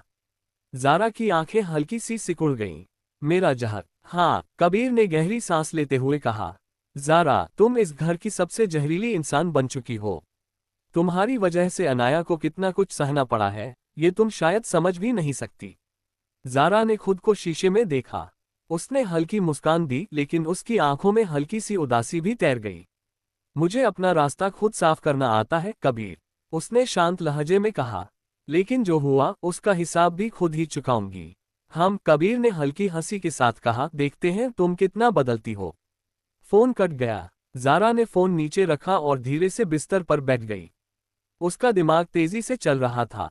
अगर उसे इस घर में अपनी पकड़ बनानी थी, तो उसे सबसे पहले अपनी छवि बदलनी होगी, लेकिन इतनी धीरे कि कोई समझ ही ना पाए कि वो क्या कर रही है। योजक चिन्ह। सुबह की नई शुरुआत। डाइनिंग टेबल पर माहौल हमेशा की तरह ठंडा था। विक्रम राजवंशी अपने अखबार में व्यस्त थे, रंजना अपने फोन पर कुछ देख रही थी, अनाया चुपचाप बैठी थी और आरव बस अपने खाने से खेल रहा था। ज़ारा ने माहौल को भांपा और फिर धीरे से कहा, मुझे लगता है कि हमें एक साथ ज्यादा समय बिताना चाहिए। टेबल पर सन्नाटा छा गया। विक्रम ने अखबार से नजरें उठाकर ज़ारा की तरफ देखा। क्या मतलब? ज़ारा ने हल्की मुस्कान के साथ कहा, मतलब ये कि हम एक परिवार हैं, लेकिन हम एक दूसरे से बात तक नहीं करते। हमें बाहर कहीं डिनर पर जाना चाहिए। रंजना ने हल्की हंसी के साथ कहा, तुम्हें क्या हो गया है, ज़ारा? कुछ नहीं, ज़ारा ने कंधे उचकाए। बस ये सोच रही थी कि अगर हम हर वक्त एक दूसरे से लड़ते रहेंगे तो इस घर में सुकून कभी नहीं आएगा। विक्रम ने एक गहरी सांस ली और अनाया की तरफ देखा। तुम क्या सोचती हो? अनाया हल्की झिझक के साथ बोली, मुझे बुरा नहीं लगेगा। विक्रम ने कुछ देर सोचा और फिर कहा, ठीक है, आज रात हम बाहर डिनर करेंगे। आरव ने पहली बार चौंककर ज़ारा की तरफ देखा, लेकिन उसने कुछ नहीं कहा। शाम को ज़ारा तैयार होकर नीचे आई। उसने ब्लैक ड्रेस पहनी थी जो उसके तीखे फीचर्स को और उभार रही थी। उसकी आंखों में वही पुरानी चमक थी, लेकिन इस बार उसमें कुछ नया भी था। चलें, उसने हल्की मुस्कान के साथ कहा। रंजना ने उसे गौर से देखा और फिर हल्का सिर हिलाया। गाड़ी में बैठते ही ज़ारा ने देखा कि आरव एकदम खामोश था। उसने हल्के से कहा, आरव, हम तुम ठीक हो? आरव ने कुछ देर उसे देखा और फिर धीरे से कहा, हाँ। ज़ारा मुस्कुराए, अच्छा, क्योंकि अब से तुम मेरे छोटे भाई हो और कोई भी मेरे भाई को इग्नोर नहीं कर सकता। आरव ने हल्की सी मुस्कान दी, शायद पहली बार। ज़ारा ने अपनी आंखें बंद की और हल्की मुस्कान दी। खेल शुरू हो चुका था। नई चालें, नए समीकरण। रात के अंधेरे में शहर की रोशनी चमक रही थी। गाड़ी 5 स्टार रेस्तरां के सामने रुकी। ज़ारा सबसे पहले उतरी और उसने हल्की मुस्कान के साथ अपने परिवार की तरफ देखा। विक्रम राजवंशी हमेशा की तरह सख्त दिख रहे थे। रंजना के चेहरे पर हल्की झिझक थी, अनाया संकोच में थी और आरव अब भी उतना ही खामोश था जितना वो हमेशा रहता था। चलें, ज़ारा ने धीमी आवाज में कहा। अंदर का माहौल रॉयल था। हर टेबल पर सजी हुई मोमबत्तियों की रोशनी हल्की चमक रही थी। वेटर उन्हें एक प्राइवेट केबिन में ले गया जहां से पूरा शहर साफ दिखाई दे रहा था। यहाँ की वाइन बहुत अच्छी होती है, विक्रम ने कहा, हमेशा की तरह बिजनेस टोन में। लेकिन हम यहाँ फैमिली टाइम बिताने आए हैं, बिजनेस मीटिंग नहीं, ज़ारा ने मुस्कुराकर कहा। विक्रम ने उसे अजीब नजरों से देखा लेकिन कुछ नहीं कहा। रंजना ने धीरे से अपना गिलास उठाया। मुझे यकीन नहीं हो रहा कि तुमने ये सब प्लान किया, ज़ारा। क्या मैं इतना बुरा हूँ? ज़ारा ने नकली मासूमियत के साथ कहा। रंजना ने हल्की हंसी के साथ सिर हिलाया। बिल्कुल। अनाया अब भी चुप थी। वो अपनी प्लेट को ध्यान से देख रही थी, जैसे उसमें कोई गहरा रहस्य छुपा हो। अनाया, ज़ारा ने नर्म लहजे में कहा। अनाया ने धीरे से सिर उठाया। हाँ, तुम क्यों इतनी खामोश हो? अनाया ने झिझकते हुए कहा, मुझे समझ नहीं आ रहा कि तुम्हारा ये बदलाव सच में हो रहा है या फिर ये किसी और वजह से है। ज़ारा ने गहरी सांस ली। ये बदलाव सिर्फ एक शुरुआत है। लेकिन हाँ, मैं अब वो नहीं रही जो पहले थी। टेबल पर हल्की खामोशी छा गई। तभी वेटर ने मेन्यू सामने रखा। सबने अपने अपने ऑर्डर दिए। आरव अब भी चुप था। ज़ारा ने उसकी तरफ देखा। आरव, तुम क्या लोगे? आरव ने हल्के से कहा, जो भी आप लोग लेंगे वही ठीक है। ज़ारा ने हल्की मुस्कान दी। नहीं, आज तुम्हें कुछ ऐसा लेना चाहिए जो तुम्हें सच में पसंद हो। आरव ने हल्की हिचकिचाहट के साथ कहा, मुझे पास्ता पसंद है। ज़ारा ने तुरंत वेटर की तरफ देखा। एक स्पेशल पास्ता, ज़्यादा चीज़ के साथ। आरव पहली बार थोड़ा सहज महसूस करता दिखा। ज़ारा को ये छोटी जीत भी काफी बड़ी लगी। खेल में पहला मोहरा हिल चुका था। योजक चिन्ह। रात का नया समीकरण। डिनर के बाद सब वापस गाड़ी में बैठे। माहौल पहले से थोड़ा हल्का था। विक्रम अब भी अपने मोबाइल में व्यस्त थे, लेकिन रंजना के चेहरे पर हल्की शांति थी। ज़ारा, रंजना ने पहली बार नर्म लहजे में कहा, तुम सच में बदल रही हो या ये सब किसी नए खेल की शुरुआत है? ज़ारा ने हल्का ठहाका लगाया। माँ, अगर मैं खेल भी खेल रही हूँ तो कम से कम इस बार परिवार के लिए तो सही खेल रही हूँ। रंजना ने गहरी नजरों से उसे देखा। माँ, ज़ारा ने उसकी तरफ देखा और हल्की मुस्कान दी। हाँ माँ, अब से आप सिर्फ सौतेली माँ नहीं बल्कि मेरी असली माँ हैं। रंजना कुछ पल उसे देखती रही और फिर अपनी नजरें फेर ली। लेकिन ज़ारा ने देखा कि उसकी आंखों में हल्की नमी थी। खेल सिर्फ बदला लेने का नहीं था। अब ये खेल कुछ और था, कुछ और गहरा। खेल की शुरुआत। गाड़ी राजवंशी मैंशन के गेट के सामने आकर रुकी। ड्राइवर ने दरवाजा खोला और ज़ारा सबसे पहले उतरी। बाकी सब भी एक एक कर बाहर आए। हवेली की भव्यता रात के सन्नाटे में और भी गहरी लग रही थी। अंदर घुसते ही हल्की ठंडक का एहसास हुआ। ज़ारा ने अपने हाई हील्स उतारे और सीधे लिविंग एरिया में जाकर बैठ गई। रंजना ने उसे एक पल तक देखा, फिर खुद भी वहीं पास की सोफे पर बैठ गई। अनाया अपने कमरे की तरफ बढ़ी लेकिन कुछ सोचकर ठिठक गई। विक्रम हमेशा की तरह बिना कुछ कहे अपने ऑफिस रूम में चला गया, जबकि आरव चुपचाप ऊपर की तरफ बढ़ने लगा। ज़ारा ने हल्के से मुस्कुराकर कहा, आरव, कल स्कूल जाना है? लड़के के कदम वहीं रुक गए। उसने हल्के से सिर हिलाया। हाँ, लेकिन मैं खुद मैनेज कर लूंगा। ज़ारा ने सिर झटक कर कहा, बिल्कुल नहीं। अब से मैं तुम्हें स्कूल छोड़ने और लेने जाऊंगी। कोई बहस नहीं। आरव की आंखों में हल्की हैरानी झलकी, लेकिन उसने कुछ नहीं कहा और अपने कमरे में चला गया। ज़ारा ने एक गहरी सांस ली और सोफे पर आराम से बैठ गई। ये सब नया था, अजीब था, लेकिन उसे इस खेल में आगे बढ़ना था। रंजना अब भी उसे देख रही थी, मानो उसके इरादों को समझने की कोशिश कर रही हो। ज़ारा ने हल्की मुस्कान दी। आप कुछ पूछना चाहती हैं, माँ? रंजना के होंठ थोड़े सख्त हुए। बस यही समझने की कोशिश कर रही हूं कि तुम आखिर चाहती क्या हो। ज़ारा ने लापरवाही से कहा, आपको क्या लगता है? रंजना ने धीमे स्वर में कहा, मुझे समझ नहीं आता कि तुम्हारा ये नया रूप असली है या दिखावा। लेकिन अगर तुम सच में बदल रही हो तो मैं ये मानना चाहती हूँ कि हर इंसान को दूसरा मौका मिल सकता है। ज़ारा ने हल्के से सिर झुकाया।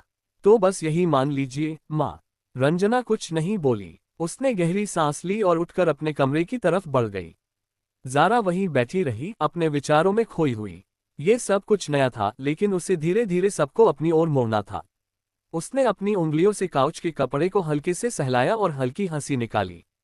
खेल तो बस शुरू हुआ था। चैट खेल जारी है। ज़ारा देर रात तक लिविंग रूम में बैठी रही। हर कोना, हर चीज उसकी निगाहों में बसी थी। ये घर जितना भव्य था उतना ही ठंडा भी। यहाँ प्यार से ज्यादा फॉर्मेलिटी थी, अपनापन कम और औपचारिकता ज्यादा। लेकिन वो इस माहौल को बदलने वाली थी, धीरे धीरे लेकिन मजबूती से। वो उठी और सीढ़ियां चढ़ते हुए अपने कमरे में गई। कमरा बड़ा और आलीशान था, लेकिन उसमें किसी तरह की नरमी नहीं थी। दीवारों पर महंगे वॉलपेपर, डार्क थीम का इंटीरियर और एक साइड में शीशे से ढका वॉक इन क्लोजेट। लेकिन असली ज़ारा का व्यक्तित्व इसमें साफ झलकता था। कोई फोटो फ्रेम नहीं, कोई पर्सनल टच नहीं, बस ठंडा माहौल। उसने खुद को आईने में देखा। ये नई शक्ल अब अजनबी नहीं लग रही थी। वो हल्की मुस्कान के साथ बिस्तर पर बैठी और अपने अगले कदम के बारे में सोचने लगी। सुबह का नया मोड़। अगली सुबह जब ज़ारा नीचे आई तो उसे डाइनिंग टेबल पर एक नई ऊर्जा महसूस हुई। रंजना किचन में थी, अनाया टेबल पर बैठी थी और आरव फोन में व्यस्त था। विक्रम पहले ही बिजनेस मीटिंग के लिए निकल चुके थे। ज़ारा बिना हड़बड़ाए अपनी कुर्सी पर बैठ गई। रंजना ने बिना उसकी तरफ देखे पूछा, आज नाश्ते में क्या लोगी? ज़ारा ने हल्के से मुस्कान दी, आप जो बनाएंगी वही खा लूंगी, माँ। रंजना का हाथ हल्का सा रुका, लेकिन उसने कुछ नहीं कहा। यह बदलाव थोड़ा असहज करने वाला था, लेकिन नकारा नहीं जा सकता था। अनाया ने हिचकिचाते हुए कहा, ज़ारा दी, आप ठीक हैं? ज़ारा ने उसकी तरफ देखा और एक धीमी मुस्कान दी। क्यों, क्या मैं बीमार लग रही हूँ? अनाया थोड़ा असहज हो गई। नहीं, बस आप बदली बदली लग रही हैं। ज़ारा ने बिना हड़बड़ाए कहा, शायद इसलिए क्योंकि मैं अब चीज़ों को नए नज़रिए से देख रही हूँ। आरव, जो अब तक फोन में खोया था, पहली बार ज़ारा की तरफ देखने लगा। उसकी आंखों में हल्की जिज्ञासा थी, लेकिन वो कुछ नहीं बोला। नाश्ता हुआ और माहौल में पहले जैसी ठंडक नहीं थी। हल्की सी असहजता जरूर थी, लेकिन ज़ारा जानती थी कि समय के साथ सब कुछ बदल जाएगा। स्कूल ड्रॉप, नया एहसास। आरव के स्कूल जाने का वक्त हो गया था। जब ज़ारा ने उसकी बैग उठाया और दरवाजे की तरफ बढ़ी तो उसने चौंक कर देखा। आप कहाँ जा रही हैं? ज़ारा ने लापरवाही से कहा, तुम्हें स्कूल छोड़ने। पर इसकी क्या जरूरत है? ज़ारा ने उसकी आंखों में देखा। मुझे जरूरत महसूस हो रही है। अब बहस मत करो और चलो। आरव के पास कोई जवाब नहीं था, लेकिन उसके चेहरे की झिझक साफ थी। गाड़ी में बैठने के बाद उसने हल्की आवाज में पूछा, क्या ये कोई नया गेम है? ज़ारा ने बिना पलके झपकाए कहा, नहीं, बस नया तरीका है। आरव चुप हो गया, लेकिन उसकी आंखों में हल्की उम्मीद की झलक दिखी, जो ज़ारा के लिए काफी थी। खेल तो अब तेज होने वाला था। नया मोड़। ज़ारा ने ड्राइविंग सीट पर बैठते हुए कार स्टार्ट की और आरव चुपचाप पिछली सीट पर बैठ गया। गाड़ी चलाते हुए उसने पीछे की सीट के मिरर में उसकी झलक देखी। 15 साल का लड़का, दुबला पतला, लेकिन चेहरे पर वो गंभीरता थी जो उसकी उम्र से कहीं ज्यादा बड़ी लगती थी। वो बच्चा जिसे इस घर में सबसे ज्यादा अनदेखा किया गया था। ज़ारा को याद आया कि नॉवेल में आरव का जिक्र मुश्किल से 2-3 बार हुआ था। एक साइड कैरेक्टर की तरह, जिसका कोई खास महत्व नहीं था। उसकी दुनिया सिर्फ स्कूल और पढ़ाई तक सीमित थी और बाकी सब उसे अक्सर इग्नोर कर देते थे। असली ज़ारा भी उसे ज्यादा तवज्जो नहीं देती थी, लेकिन नम्रता के लिए, जो अब ज़ारा बन चुकी थी, चीजें बदलने वाली थीं। आरव ने खिड़की से बाहर देखते हुए धीरे से कहा, आपको सच में स्कूल छोड़ने की जरूरत नहीं थी। ड्राइव कर सकता था। ज़ारा ने हल्की मुस्कान के साथ कहा, मैंने सोचा एक दिन खुद ट्राई कर लूं। देखते हैं मेरा भाई रास्ते में मुझसे भागता है या नहीं। आरव ने कोई जवाब नहीं दिया, लेकिन उसने पहली बार भाई शब्द पर ध्यान दिया। ज़ारा ने गाड़ी की स्पीड धीमी कर दी। तुम्हें स्कूल कैसा लगता है? उसने हल्के से पूछा। आरव ने कंधे उचकाए। जैसा सबको लगता है। और दोस्त हैं, लेकिन बहुत कम। मैं ज्यादातर अपने काम से काम रखता हूँ। ज़ारा ने हल्के से सिर हिलाया। अच्छा है, कम दोस्त मतलब कम ड्रामा। लेकिन कभी कभी अकेलापन भी बुरा नहीं होता। आरव ने पहली बार उसकी तरफ देखा, जैसे उसके शब्दों का मतलब समझने की कोशिश कर रहा हो। आपको अकेलापन महसूस होता है? ज़ारा ने हल्का सा हंसते हुए कहा, कभी कभी, लेकिन मुझे कोई फर्क नहीं पड़ता। आरव कुछ पल चुप रहा, फिर धीरे से बोला, मुझे भी नहीं पड़ता। ज़ारा ने हल्की मुस्कान दी। अच्छी बात है, लेकिन अगर कभी पड़े तो बता देना। मैं हूं ना। गाड़ी स्कूल के गेट के पास रुकी। आरव ने बाहर निकलने से पहले हिचकिचाकर ज़ारा की तरफ देखा। आप फिर से मुझे लेने आएंगी? ज़ारा ने बिना हिचकिचाए कहा, अगर तुम चाहो तो हाँ। आरव ने हल्के से सिर हिलाया और बैग टांगकर गाड़ी से निकल गया। ज़ारा उसे स्कूल के अंदर जाते देखती रही। ये लड़का, जिसे कोई ज्यादा भाव नहीं देता था, अब धीरे धीरे उसके लिए मायने रखने लगा था। वो गाड़ी मोड़कर घर की तरफ चली, लेकिन मन अब और भी कई चीजों में उलझा था। रंजना, उसकी सौतेली माँ, जिसने हमेशा उससे दूरी बना रखी थी। एक औरत जो इस घर की मालकिन थी, लेकिन कभी भी पूरी तरह से इस घर में अपनी जगह नहीं बना पाई। असली ज़ारा उसे हमेशा ताने मारती थी, उसकी इज्जत नहीं करती थी। लेकिन नम्रता, जो अब ज़ारा थी, वो चीज़ों को अलग तरीके से देख रही थी। घर लौटने के बाद उसने डायरेक्ट किचन का रुख किया। रंजना वहां खड़ी चाय बना रही थी। ज़ारा ने दरवाजे के पास खड़े होकर उसे गौर से देखा। वो अभी भी खूबसूरत थी, लेकिन आंखों में हल्की थकान थी। रंजना ने उसे देखा और हल्की हैरानी के साथ पूछा, कुछ चाहिए? ज़ारा बिना जवाब दिए किचन काउंटर के पास जाकर बैठ गई। आपने नाश्ता किया? रंजना थोड़ी हैरान हुई, फिर बोली, हाँ, क्यों? बस ऐसे ही। कभी आपने सोचा है कि आप हर किसी का ख्याल रखती हैं, लेकिन कोई आपका ख्याल रखता है या नहीं? रंजना उसके सवाल से चौंक गई। तुम क्या कहना चाहती हो? ज़ारा ने हल्की मुस्कान दी। कुछ नहीं, बस आपसे बात करने का मन किया। रंजना को समझ नहीं आया कि ये बदलाव अचानक कैसे आया। लेकिन ज़ारा अब धीरे धीरे अपनी जगह बनाने वाली थी। अब सिर्फ खेल नहीं, ये जंग थी।